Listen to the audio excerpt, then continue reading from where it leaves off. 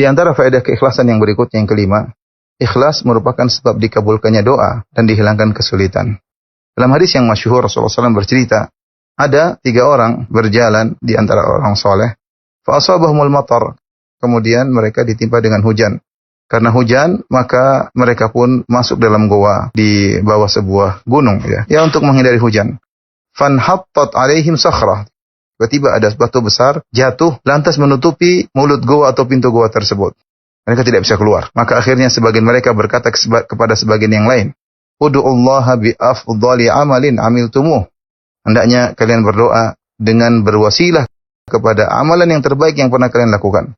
Maka salah seorang dari mereka berkata, "Allahumma in kana li abawani shaykhani kabirani." Ya Allah, dulu aku punya 2 orang tua yang sudah tua. Ya, orang tuaku dua-duanya sudah jompo ya, sudah sangat tua.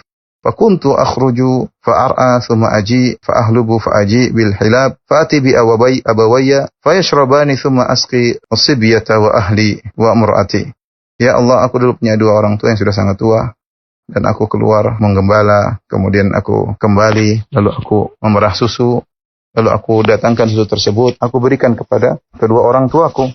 Lalu keduanya minum. Baru setelah itu aku berikan susu kepada anak-anakku dan istriku serta keluargaku. Maka suatu hari aku tertahan. Aku tidak bisa pulang cepat. Sehingga akhirnya ketika aku pulang di malam hari mereka sudah tidur ya. Biasanya waktu sore dikasih susu. Ternyata dia terlambat datang karena ada sesuatu.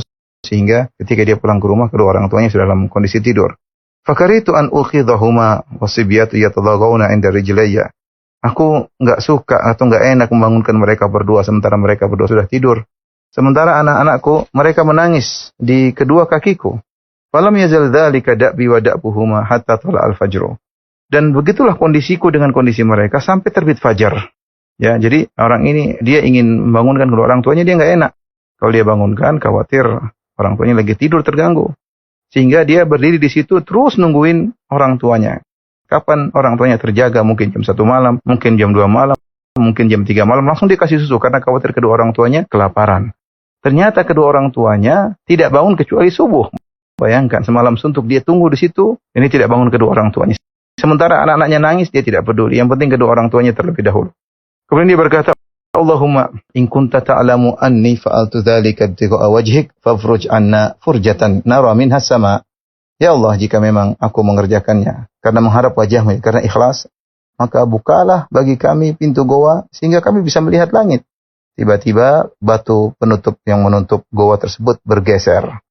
Mereka sudah bisa lihat langit, tapi mereka belum bisa keluar. Akhirnya yang kedua berdoa. Dia berkata, Allahumma in kunta ta'lam anni kuntu uhibbu imra'atan min banati ammi. Ya Allah, sungguh engkau tahu bahwasanya aku dulu pernah mencintai seorang wanita yang termasuk dari pupuku, salah seorang dari putri-putri pamanku. Ka'asyaddi ma yuhibbur rajulun nisa, yaitu cintaku sangat luar biasa. Itu sebesar-besarnya cinta seorang laki kepada wanita. Faqalat la tanalu dzalik minha hatta tu'tiha mi'ata dinar. Dalam riwayat disebutkan bahwasanya wanita ini dia selalu menolak, tidak memenuhi keinginan laki ini. Sampai suatu hari wanita ini mengalami kesulitan, ya kemudian dia minta uang ya. Dia mengatakan, kalau kau memberikan aku uang, maka aku akan serahkan diriku kepadamu. Maka akhirnya, fasa'aitu fiha hatta jama'tuha. Akhirnya aku pun berusaha dan aku kumpulkan uang, 100 dinar. 100 dinar itu, 1 dinar adalah 4/4 gram emas. Kalau dikonversi sekarang, kalau 100 dinar berarti 425 gram emas. Dan ini hampir setengah kilogram emas. Ini jumlah yang banyak. Falamma qa'atu baina rijlaiha. Dan sebagaimana dia janjikan, menyerahkan dirinya kepadaku jika aku sudah mengumpulkan uang. Akhirnya benar. Dia menyerahkan dirinya kepadaku dan aku pun sudah duduk di antara dua kakinya untuk menzinahinya. Tiba-tiba wanita itu berkata, Ittaqillah wa la tafuddal khatam ila bihaqqi. Wahai fulan, bertakwalah kepada Allah dan jangan kau membuka cincin itu, jangan kau menggauliku kecuali dengan haknya. Itu harus nikah dulu. Fakumtu wa taraktuha. Aku pun berdiri lalu aku meninggalkan wanita ini. Ya, padahal dia sangat mencintai wanita ini. Fa in kunta ta'lam anni fa'altu dzalika btika wajhik. Ya Allah, kalau kau tahu bahwasanya aku melakukan hal ini karena mengharap wajahmu, yaitu kalau aku ikhlas, kau tahu aku ikhlas meninggalkan wanita itu. Padahal sudah di depan mata, tinggal aku gauli. Dia sudah menyerahkan dirinya. Tapi aku tinggalkan dirinya karena engkau ya Allah. Fafruj anna furjah. Maka bukalah pintu goa. Maka akhirnya pintu goa terbuka. Masih 2/3 itu belum bisa mereka keluar. Tinggal orang yang ketiga. Orang ketiga kemudian berdoa. Allahumma in kunta ta'lam anni istajartu ajiran bi faraqin min dhurrah fa'ataituhu wa abadhaka an ya'khudha fa'amadtu ila dhalika al-faraq fazara'tuhu hatta ishtaraitu minhu baqaran wa ra'iyaha thumma ja'a. Kata dia, ya Allah, dulu aku pernah memiliki pekerja dan aku menggajinya dengan sekitar 3 sok jagung, ya. 3 sok kira-kira 9 kilogram jagung.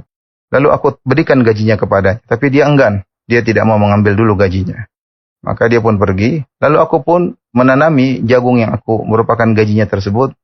Aku tanam sehingga kemudian banyak hasilnya. Sampai aku bisa membeli sapi dan juga aku bisa membeli penggembala sapinya. Ya mungkin budak dia beli, ya. Sampai akhirnya dalam riwayat bahwasanya akhirnya dia memiliki hasil yang banyak. Gara-gara upah yang diolah olehnya tersebut. Ada kambing yang banyak, sapi yang banyak, onta yang banyak. Maka akhirnya setelah sekian tahun lama, ya, akhirnya datang orang ini. Dia berkata, ya Abdullah, a'tini haqqi. Wahai Abdullah, mana gajiku? Faqultu intaliq ila tilkal barqar wa ra'iha fa innaha lak. Aku berkata, pergilah ke sapi tersebut dan penggembalanya, ya. Demikian juga dalam riwayat yang lain, lihat itu onta-onta, kemudian sapi-sapi, kambing-kambing, itu adalah milikmu semua. Maka orang ini berkata, atastahzi'u bi? Kau ngejek aku? Ya, karena dia tahu gajinya cuma sekitar 9 kilogram jagung. Kenapa tiba-tiba berubah menjadi onta, kambing, dan sapi yang banyak? Fakultu ma astahzi'u bika walakinnaha laka. Aku berkata, itu aku tidak mau ngejekmu, itu semua milikmu. Maka kemudian orang ini berkata, Allahumma in kunta ta'lam anni fa'altu dzalika bidika wajhik fafruj anna fakushif anhum. Dia berkata, ya Allah, jika kau tahu aku melakukannya karena mengharap wajahmu, karena ikhlas, maka bukalah pintu goa. Maka akhirnya pintu goa terbuka, akhirnya mereka berjalan bertiga keluar dari goa tersebut. Orang ketiga juga sangat menakjubkan, ya. Bagaimana dia mengolah harta orang tersebut. Dan dia berniat mengolah harta orang tersebut yang cuma sedikit, ya. Dan yang tahu niat dia hanya Allah Subhanahu wa Ta'ala.